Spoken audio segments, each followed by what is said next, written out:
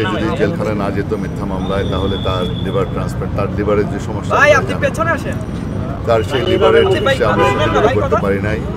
মুক্তি পাওয়ার পরে লিভার ট্রান্সপ্লান্টের জন্য অনুরোধ নেওয়া হয়েছিল। সেখানে যেহেতু তার বয়স বেশি, যার জন্য সে লিভার ট্রান্সপ্লান্টটা হয় নাই। লিভার সিরোসিস এটি সবচেয়ে জটিল রোগ। দীর্ঘদিন যাবতীয় উনি অসুস্থ, আপনারা জানেন। প্রায় তার চিকিৎসা চলতেছে। এর আগে 2018 সালে তাকে মিথ্যা মামলায় জড়িত করেছে। সে যদি জেলখানায় না যেত মিথ্যা মামলায়, তাহলে তার লিভার ট্রান্সপ্লান্ট, তার লিভারের যে সমস্যা, তার সেই লিভারের চিকিৎসা আমরা সঠিকভাবে করতে পারি নাই। মুক্তি পাওয়ার পরে লিভার ট্রান্সপ্লান্টের জন্য অনুরোধ নেওয়া হয়েছিল। সেখানে যেহেতু তার বয়স বেশি, যার জন্য সে লিভার ট্রান্সপ্লান্টটা হয় নাই। লিভার সিরোসিস এটি সবচেয়ে জটিল রোগ, প্রায় তাকে খুব কষ্ট দিচ্ছে।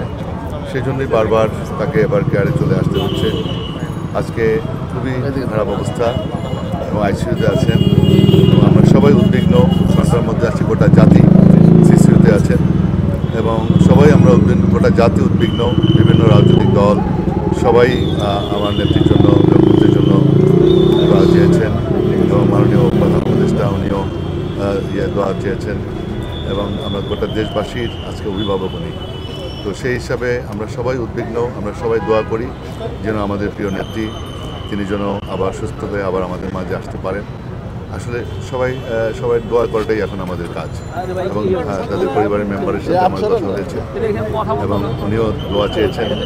আমাদের একমাত্রই এখন আবেদন গোটা জাতির কাছে যে আমাদের প্রিয় নেত্রী এদেশের জন্য যিনি গণতন্ত্র পুনরুদ্ধার করেছেন, স্বৈরাচার বিরুদ্ধে আন্দোলন করেছেন, অনেক দীর্ঘ লম্বা ইতিহাস, সেই আমাদের প্রিয় নেত্রী যেন সুস্থ হয়ে আবার আমাদের মাঝে আসেন, এটাই আমাদের আবেদন।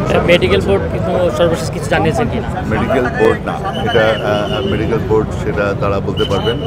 আমি শুধু বলতে পারবো যে আমি ফ্যামিলি মেম্বারের সাথে কথা বলেছি। আমি তো আর সিচুয়ের ভিতরে যাই না, তো এটা মেডিকেল বোর্ড এবং আমাদের ডাক্তার জাহিদ ভাই টোটাল পর্যবেক্ষণে আছেন, তারা বলতে পারবেন।